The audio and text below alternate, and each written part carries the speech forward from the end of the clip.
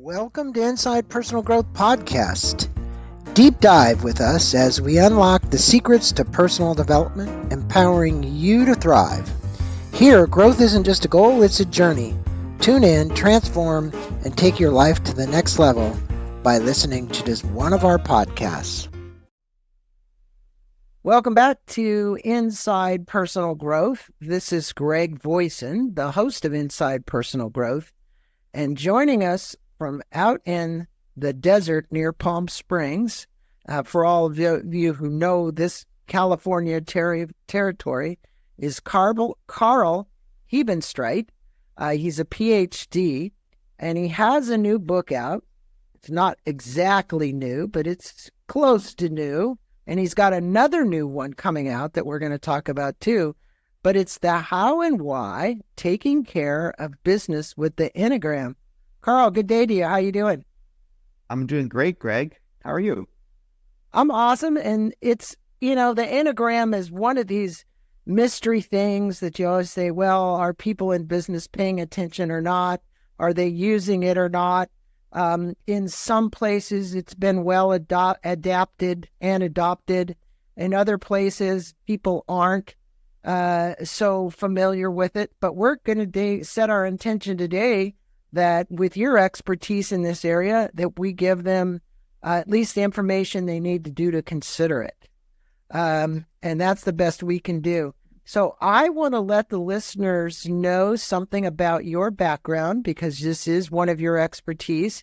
He's an executive coach, author, international speaker, human resource and organizational development professional with 25 plus years of global experience in biotech, healthcare, telecommunications, high-tech, pharmaceutical, and real estate services industries. Internationally motivated, high-energy, systems thinker, efficient, conscientious, customer-focused, action-oriented, all those adjectives that you want to know, he's got them all. Strengths include building relationships at all levels, fostering and integrating collaborative environments, and leading and motivating others to realize their full potential, which is why he's on Inside Personal Growth. Well, it's a pleasure having you on. And for those of you who want to learn more about Karl, go to www.perform, Perform, and A-N-D, not the sign and function.com. That's his actual website. And you can also find him on LinkedIn, and we'll put a link to the LinkedIn for everybody as well. Well, this book is interesting. It's got some great graphs in it. It's got some great charts. It's really loaded if people really want to know about the Enneagram. And it like I said, this actually introduces people to this in the business context. So can you explain how you first came across it and its potential in organizational development? I'm not certain. Maybe it was one of your classes in the university. Believe it or not, it was. Yes. Yeah. Yeah. Very astute observation or prediction there. So it definitely, I knew nothing about the Enneagram. And I always like to say that I came across the Enneagram. I've been studying it since the last century because it really was the last century when I started my Ph.D. program at what was then called California School of Professional Psychology, and is now merged and called Aligned International University. And they had an organizational psychology program. And up until that point, I was always working full-time in human resources, and I was going to school at night. So my master's and my PhD were at night going to school. And one class, it was just a class, it wasn't even an entire semester, it was a class that was part of a class that was going for the entire semester. I was very fortunate that the professor had this friend whose name was Helen Palmer. We didn't know, the students didn't know anything about her. And Helen Palmer, if anyone has been looking at the history of how the Enneagram has really come into popular culture, if you want to look at it that way, or into the popular psyche, Helen Palmer is really one of the first people that really started writing down the Enneagram, because up until that point, it's an ancient system. It's an ancient model and framework. And people were only relating it to each other. They were only speaking it to each other. It was only taught verbally. And so it was really, I don't want to say taboo, but almost a taboo to write it down.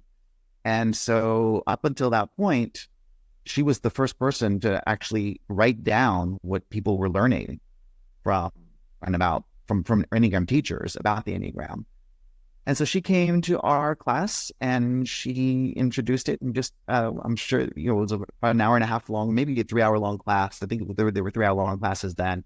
So I don't think she was there the full time. And she introduced us to it through one of the books from David Daniels, which was the Essential Enneagram.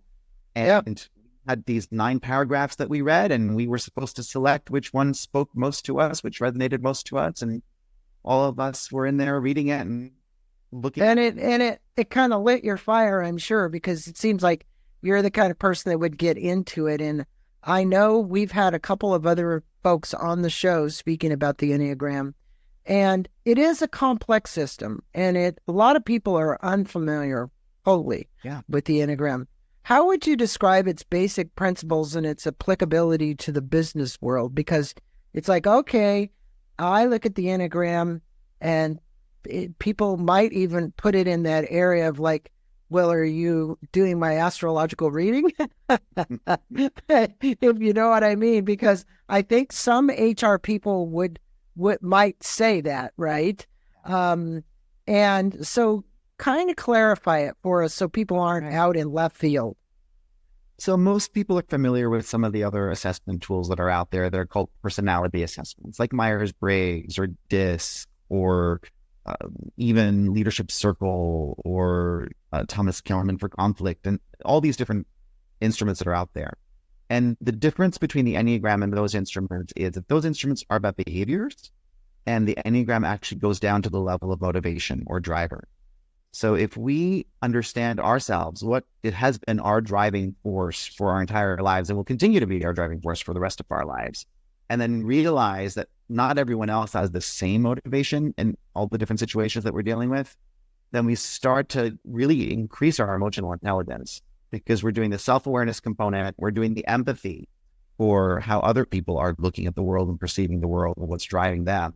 And then taking it even more step further, what can we learn from that? How can we integrate that into our own, just overall ability to perceive the world? So how can we integrate it into our own worldview?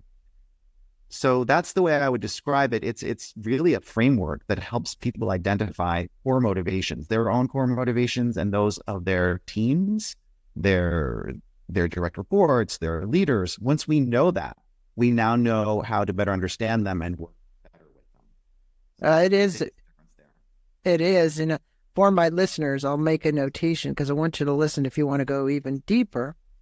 Back in November of 2009, I did a podcast on the Essential Enneagram with David Daniels. And that was a really fascinating interview. I actually just looked it up. And it basically saying Ennea is Greek for 9, and gram means the figure of something written. So the 9 patterns is based on explicit, perpetual filter and associated driving emotional energy. So definitely people want to go familiarize themselves, go all the way back to 2009 in my podcast. He was one of my first guys. I don't know if he's even still alive anymore. No. Okay. He's passed recently. Okay. Okay. You mentioned the importance of sense making. How does the Enneagram contribute to sense making within teams and organizations? Because that's really where we need it. So first of all, it helps with sense making for yourself. It's understanding where you're coming from and what you're focusing on, what your drivers and areas and your perspective, what's that focus on? And then the reality is that there are 8 other perspectives or lenses or worldviews to help make sense of the situation, to make real sense of the situation. Because if you think about it, when we are only looking at the world through our own lens, it's only a 40-degree sliver. And it's a bias. It's the biased way of looking at the world through what's helped us in our past be successful. And that's what's ingrained our Enneagram type. So sense making is improved because now you're looking at the world through these 8 other lenses as well. You're taking off the one lens that you normally use and you're putting on a different lens and a different one and another one and another one. So that's what helps you get a better understanding of what's really going on through all these different lenses and perspectives. So when we do that for ourselves, and then we also leverage our team members who may have different perspectives, we are really getting a better view and sense of the world, or making better sense of the world because we're understanding it better. And it does give people that ability to look at it from a new perspective and to see personalities that you're dealing with inside of these organizations in a new way so that you can adjust the way in which you communicate, the way in which you communicate better. Look, you were in HR all these years. The key is communications, highly effective communications, and communications where you are sensitive to someone else's feelings and the way in which they're coming from. So recruitment. And that's also about inclusivity. I mean, we're talking a lot about diversity, inclusion, equity, justice right now. And this is really a tool to help drive that, create that, because exactly what you're saying, we are acknowledging, we are inviting, we are seeing the value of these other perspectives that are equally as valuable as our own and inviting them and bringing them in. Yeah, it's really an interesting study. And I think, I had Lawrence Hillman on here, in Archetypes at Work. And again, for all of my listeners, another great podcast in 2020 done with Lawrence. He is the son of the famous Hillman, psychologist. And, when you really look at archetypes and you look at the Enneagram, you really get the picture. And in recruitment, engagement, and retention, they're all critical elements of HR that you've worked in. Can you elaborate on how the Enneagram types can enhance the process? Because today, more than ever, we're seeing greater levels of turnover. We're seeing highest levels of dissatisfaction in the workplace. We're seeing all kinds of things. We say 4 generations working in one business here today, generational gap differences, communication differences. So tell us how this Enneagram across all of these areas could help somebody really realize what's going on. Yeah, so it's great that you bring up the point about generational differences. And the Enneagram is the great equalizer because regardless of generations, we still see these 9 Enneagram types of play. It's generational agnostic. It's really the human condition. The Enneagram really is there for the human condition, regardless of any other diversity that you may have, generation, ethnic, race, whatever. So when I was first introduced to it, as we talked about in that earlier story, that's what hit me. What hit me was that, wow, we are not using the insights and the knowledge that we can get from the Enneagram to really help attract, retain, and motivate, engage every single person that's in an organization. In fact, our traditional processes, programs, incentives, reward systems are really only geared towards our types 3s, 7s, and 8s. And that's who we reward to become leaders in organizations. So when I started seeing that, I was thinking, hold on a second. This is how we can help organizations in becoming better, becoming more inclusive, becoming able to really pull out these perspectives that are missing and to give them voice rather than just these couples that we just keep focusing on. And so that's where I decided to do my Ph.D. thesis on this. Well, you did, and I'm going to show this. I don't think my listeners can actually see this, but in chapter 11, we just talked about team building, right? Mm-hmm. You actually took the 9 types of the Enneagram and correlated them to all of these other areas here, like people are talking about DISC, the MBTI, all of these things. And I think it's really fascinating how you find, I think I'm an ENFT or ENF, whatever I am. I don't even remember what it is. But my point is... It's P or J for the last one. J, yeah. So, but my point is that if people really want to take a deep dive into this, right? Look, I'm going to hold this book up again.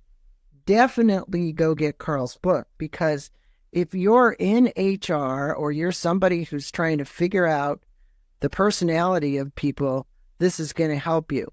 The other thing is it helps in decision-making and innovation. So decision-making and innovation are really quite challenging. It's a huge area today. If you're not innovating, you're probably dying. Your book suggests that the Enneagram provides a natural, inclusive framework for empowerment at all levels, Yes. right? So the key here would be, hey, I got a company that has to innovate. How so? How does that work? So a lot of companies struggle with how do we empower employees? And it really comes down to their culture.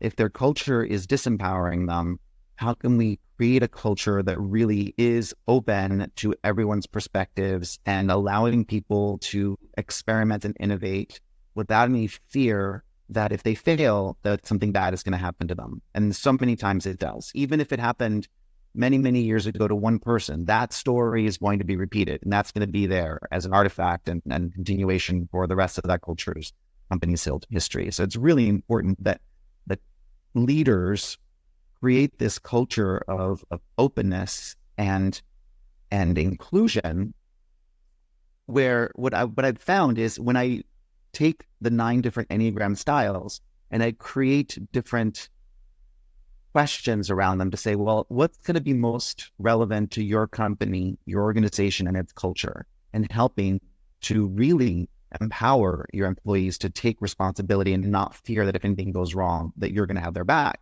So that's the critical component, that if anything does go wrong, and things will go wrong, that's the whole point of innovation. We're experimenting, we're learning.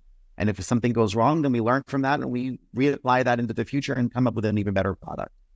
So if we can provide this rubric of questions, and if they want to use all 9 questions, that's great. If they only want to select a couple of them because that's what really supports the culture of the organization, that's wonderful. If they just give carte blanche to the employees to say, as long as you make sure that you're addressing 5 out of these 9, that's great. But if you look at it from the perspective of what's the right thing to do in this situation, according to our values, our organization's values, our mission, our direction that we're going in. And then the type 1, right? That's type 1, the energy around that. The type 2 energy around what's the impact on our stakeholders? How is it helping with connections or relationships? Is it helping to connect, or is it detracting from that? The type 3 energy we're at, what about our metrics, our goals? How is this helping us to achieve our metrics and our goals? What about our brand and our reputation? How is that helping to continue that? So that's all the 3 insights. The type 4 would be about uniqueness. How do we create this unique? Maybe it's a niche. Maybe you can get a patent from it. Maybe how do we make it beautiful? All the 4 stuff around that energy. The type 5 would be all about, let's look at this objectively. Is there evidence? Is there data? Is there research that's been done on this? Should this succeed if we go forward with it?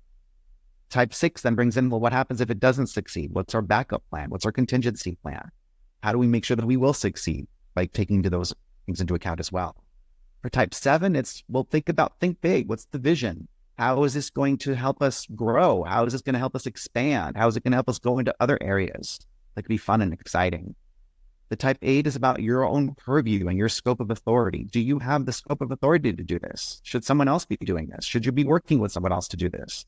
Who can execute this to make this happen? And type 9 is, how does this fit within the whole ecosystem? How does this all make sense? So if people are considering all 9 of those perspectives and questions and thinking about those in depth, they will definitely make the right decision, number 1. And number 2, that's going to help them be more empowered and to know that they're making the right decision, that they've thought about things. And that if something still goes wrong, even though they've thought through this in this very deliberate way, that their leaders will have their backs. Well, what I do know is you've done this all across the United States, and have you done it globally? And the world. Yeah. And the world.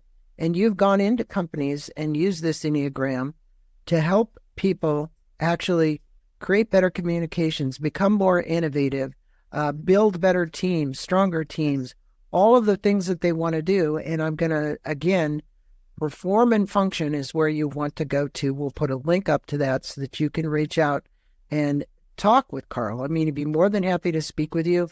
you want to bring him into your company to do something. So, I said about 5 minutes ago, communication is the backbone to any organization. You tie communication styles to the Enneagram type. How does understanding this foster better? You just went through all 9 to foster better communications within teams. Because I'm sure there are people, team leaders listening to this podcast or HR executives that listen to this podcast and they're saying, hey, I've never used the Enneagram. Yeah. So whenever we communicate, people are focusing on different things in the same communication. Someone could read the same paragraph, the same chapter, the same whatever, but people are going to be focusing on different things in that communication. And the type 1's focus is going to be focused on, how does this align? Is this the right thing to do? Does it align with my values? So again, you can go through the whole 9 different energies and you can see where the focus is. The type 1 might be focusing on there's an error here. Something doesn't align right. It's not, there's a grammatical error. There's a, they used the wrong word. Whatever it is. So that's going to be something that's really going to stick for the type 1 and maybe even distract from the message. So if you have a message that is not perfectly communicated with grammar or with spelling, or if it's written, then that's going to be a distractor. And it's totally going to be a distractor for type 1 if it doesn't align with their own thinking or their own values. So if it's shown that there's a value statement to it, that's an alignment to their values, that's going to be what's important to them. So each of the types is going to be focused on something else. Yeah. And some of the types are also going to be more geared towards, no, I don't want the full details. Just give me the high level overview. Like our 3s or 7s and our 8s are going to want that high level overview. Give me the executive summary. The 5s and the 6s might want more details. The 1s might want some more detail too, because they're going to be focused on, let's look at the congruence here. How is this? Does in the Enneagram, is there labels for those, like in archetypes? Because they'll call them so for instance, the problem solver, there's all kinds of types. So what are the 9 types and what is the label that's associated with the 1 through the 9? I think people might like to know that, because it's like, okay, I got a number in my head, but now if you give me a descriptor, I can really have some power behind this. So different schools are giving different names or labels or titles to these different types. So the 1 is usually known as the perfectionist or the reformer or the strict perfectionist, and they're focused on doing the right thing. The type 2, by the way, doing the right thing according to their own values. They're right.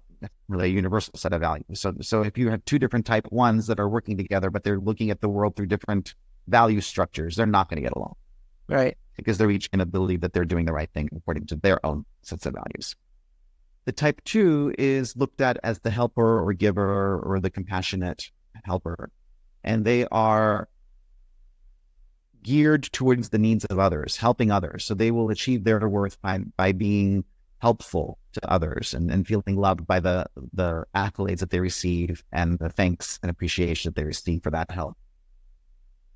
The type 3 is all about goals. So they are the achievers, they are performers, and they're all about making sure that they get the goal and that that goal feeds into an image or a brand that they have of being the best at something.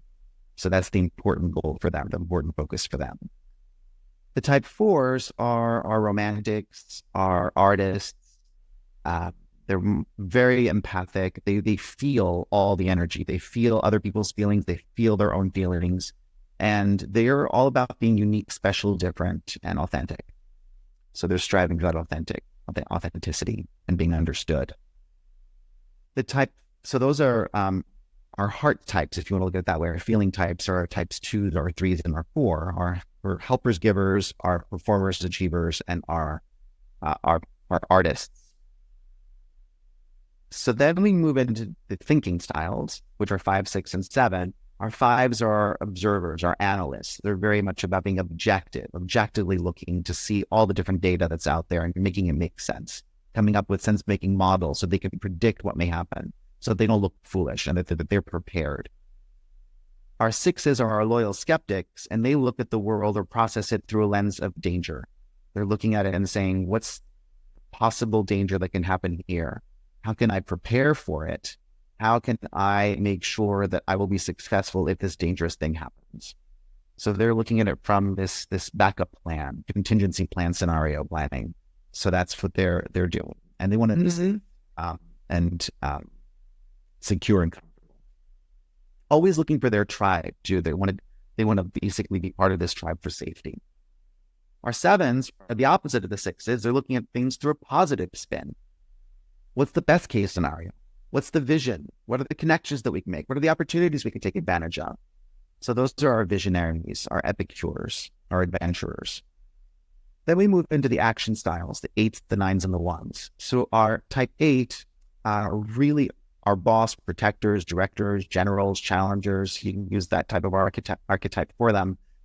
And they're all about power, control, authority, justice, really protective of their people, their circle, and really great at execution through others, especially through others. Our type 9s are mediators or peacekeepers. They're really good about seeing the whole picture, seeing how everything fits together, how everything has equal value. And they just want to keep the peace. So that's... But we're all, in one sense, what I understand as you've gone through the great descriptions of these and actually put labels on them, we're not one of any one of them. We've got all these different personality types within us. That's not to say that we're schizophrenic. It's just to say that we have all of these within us. It's just when we call on them and how it shows up and where it shows up. Right? So we have favorites, we have defaults, we have ones that are easier for us to access than others. Right. So we will have our core type, which tends to be our default, and that's the style that we're comfortable with because it has helped us in the past. And I want to go back. We use the term labels or titles. Descriptors.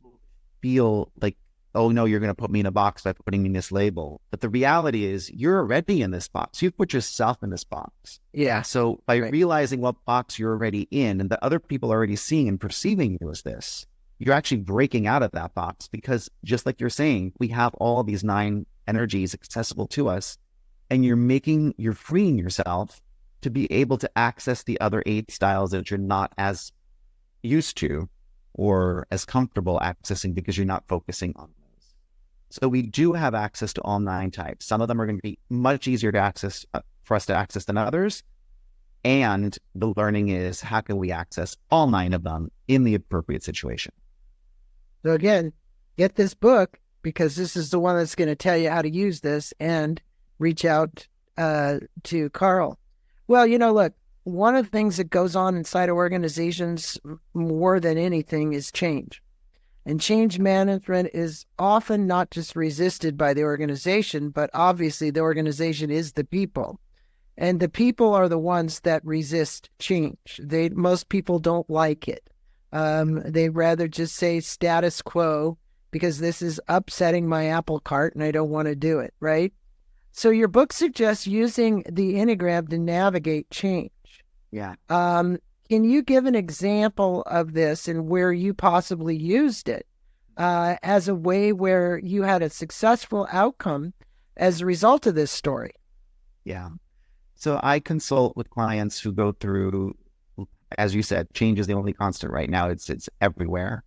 And organizations are constantly changing their structure to better align with client and stakeholder needs, customer needs. So just recently, there was an example where a major change was happening, an organizational structural change, a name change with the organization, leadership changes were going on. And I reminded the leaders about making sure that in their communications, because communication, we talked about communication earlier, but communication is the key to helping people understand the concept of why is this change happening, and let's focus on what's important that you're interested in finding out. So each of the Enneagram types is, again, focused on something different. When something's happening, when something's changing, each type is going to approach it differently, respond to it differently, be interested in different aspects of it to see how it's going to work for them. So we talked about our type sevens, which are epicures or adventurers. They're going to be interested in like, what new doors is this opening up, right? So they're going to be, yay, change, like, bring it on. Let's see what else I can do. Like, what exciting stuff is happening now. So yeah, boring thing that, not that it's boring, but it's known. So I think, look, entrepreneurs in general, the founders of these companies, when you say this, it really just lit up a light bulb. I've been a serial entrepreneur, and I'm curious. I'm always curious. I wouldn't do a podcast show like I'm doing right now with 1,100 plus podcasts if I wasn't curious about what people are writing about and how it can help other people, right? And I think that is, for us, people like us, we say, yeah, bring it on. We want to see the change. We want to see the growth. We want to embrace it. We want to see what will happen. And we like that, right? So many people that I consult with are that way. But then there's these other business people that you wonder how they ever got in business because they're not curious at all. They just want to stay the course. They don't want to change. You don't see them really growing their business that much. They're just stagnating.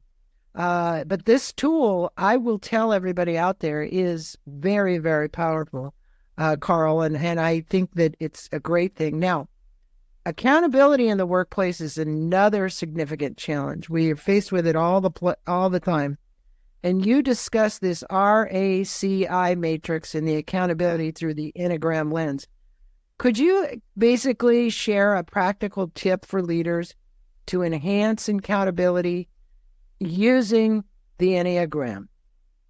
Yeah. So RACI is an old, tried and true, proven methodology in project management, and it stands for responsible, accountable, consulted, informed. Sometimes they also add some extra letters, roles, like omitted, like explicitly, no, this person does not need to know anything about this at this point. They're bringing them in later, but there's no reason to get them involved at this point. Or support, maybe you can add an S for support. This person's going to support someone. This person may be responsible for it, but the S person, the support person, will be supporting them in doing that.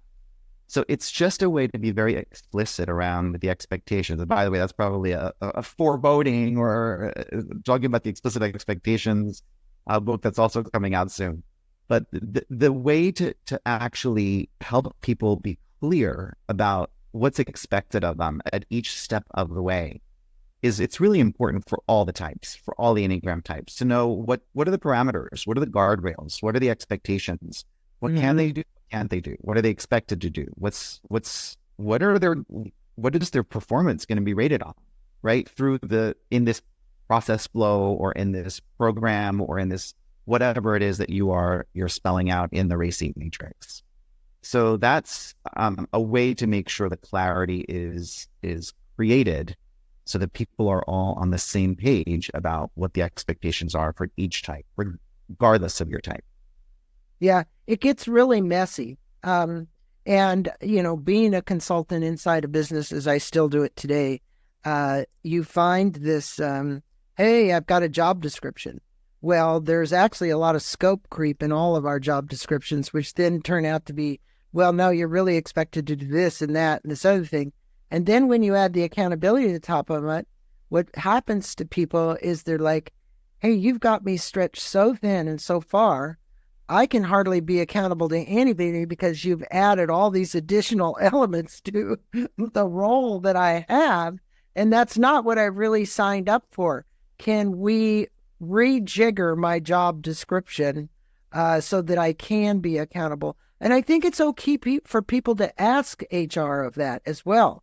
It's like, I know it's a sensitive area because the company believes they're getting more resources out of this person for the same amount of money. But at the same time, it's really not that good. I know multitasking just doesn't work. You can't be efficient, and if you keep missing deadlines, it's because you're being distracted by either something that you're supposed to be doing over here that you didn't get done over there. Make sense? Yes. And I'm going to go back to everything old is new again. When I worked at Genentech right before I started my own consulting company, it was fascinating to me to see how everyone was so excited about another matrix that we didn't discuss, but it's in the book as well.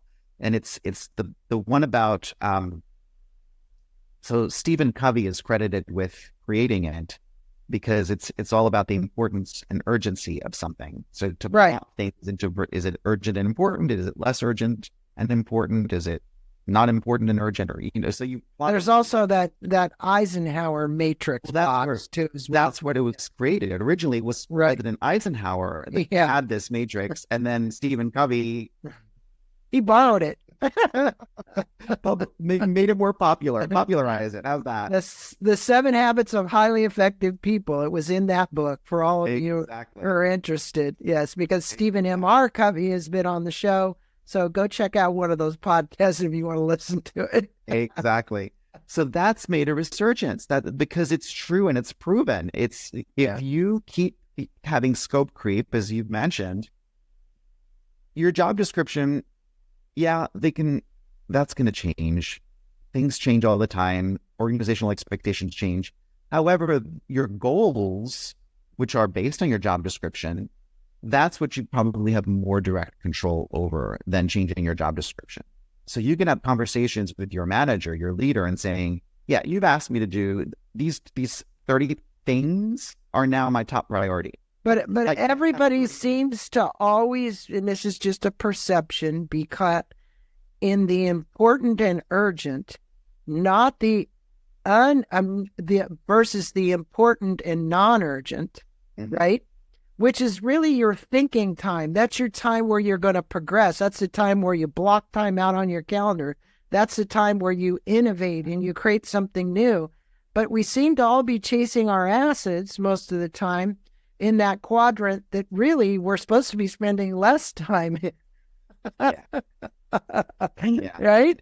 And that is one of the things, by the way, that I've recommended with my coaching clients is how do you create this strategic thinking time that you need to have to make sure that you're focusing on the right things.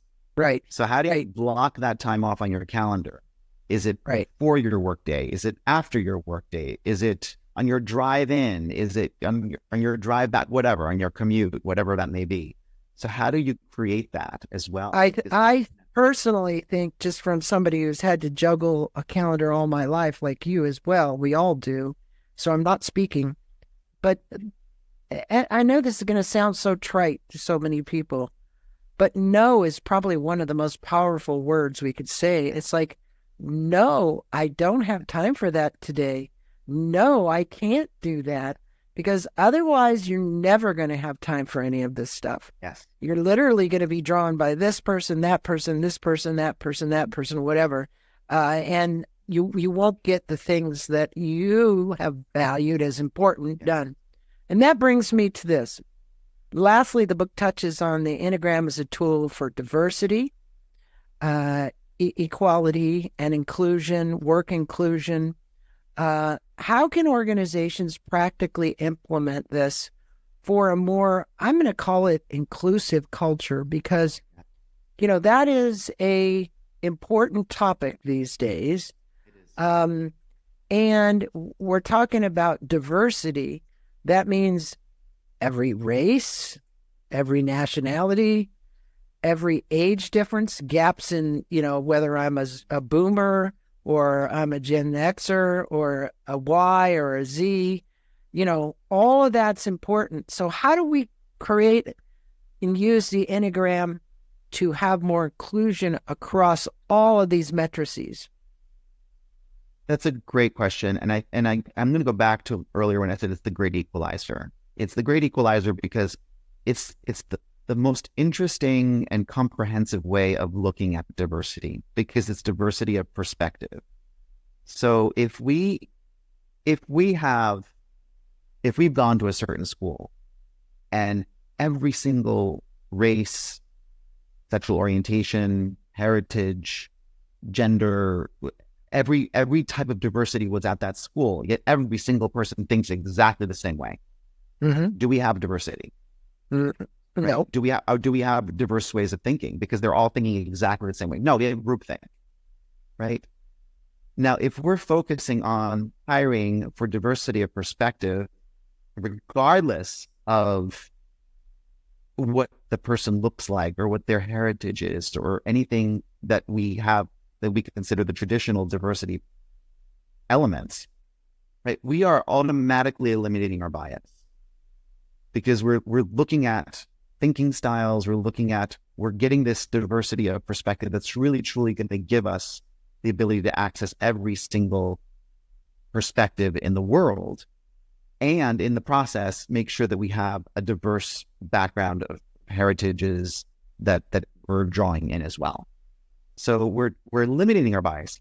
We're truly eliminating our biases and trying to make sure that we're, well, first of all, identifying what our biases is, because if we're looking at it and identifying what our own core type is and then not really integrating the other 8 styles, then we're now we see what our own bias is.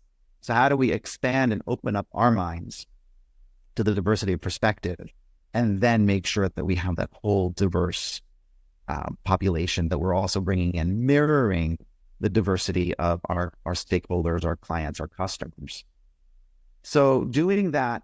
And well, you're actually using the Enneagram to look at people, as much as that may sound like stupid. Instead of, hey, this person is trans, or this person is black, or this person is Asian, or this person is that. If you took all of those labels away and said, here's what they are as people, right? Again, now, what I just said maybe sounds, I made it sound easy. It's not, because I do know that those biases exist, right?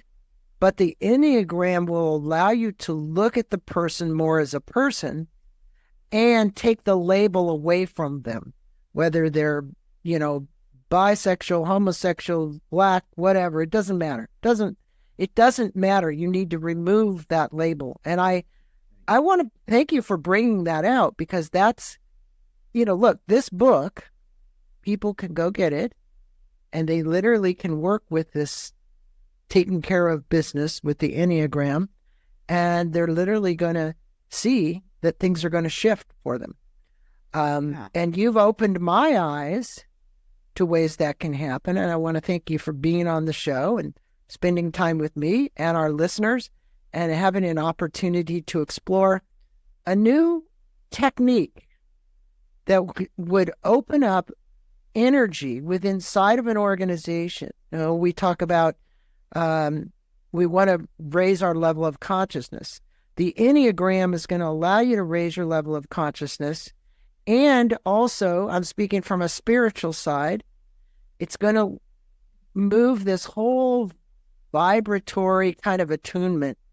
At what level do you vibrate as a person? What are you drawing to you? What are you resisting? When you start to look at energy is a big factor in this, right? And there's nothing mysterious about that. It's true. I've walked into boardrooms or businesses, and the energy of the whole business is just like, wow, it's like a black box. And you're like, how do people even work in this environment, right? Because it is caustic and negative, and and then when you start to interview the people, you find out, oh my God, Tom did this and Mary did that, and it's just this big kind of, pardon me, cesspool of complaints and issues, and you need to come in and be a light. This book and Karl could be the light that will actually turn on and transform your company. So go to performandfunction.com, look Karl up, get his book, and he's got a new book coming out. So I'm going to give you an opportunity to plug the title of the new book, because it doesn't come out till June 17th, but we'll have Karl back on Inside Personal Growth, June 19th. He said his birthday. What's the title of that book, Karl? It's called Explicit Expectations. Explicit Expectations. Explicit Expectations, the essential guide and toolkit of management fundamentals. So it's everything that you're expected to know as a manager, but no one ever told you. Well, I love it. explicit expectations for everyone. We'll have Karl back on Inside Personal Growth to talk about the new book. I can't wait, Karl. Thanks for spending some time with us today, just exposing us to the Enneagram again. And again, for my listeners, we'll put links up to the other Enneagram interviews that we have as well. So if you want to take a really, really deep dive and learn more about this, you got Karl, you got David, you got all these other people that have been on Inside Personal Growth. Pleasure having you gone. Namaste to you. Have a blessed rest of your day. You too. Take care. You too. Thank you for listening to this podcast on Inside Personal Growth. We appreciate your support. And for more information about new podcasts, please go to InsidePersonalGrowth.com or any of your favorite channels to listen to our podcast. Thanks again, and have a wonderful day.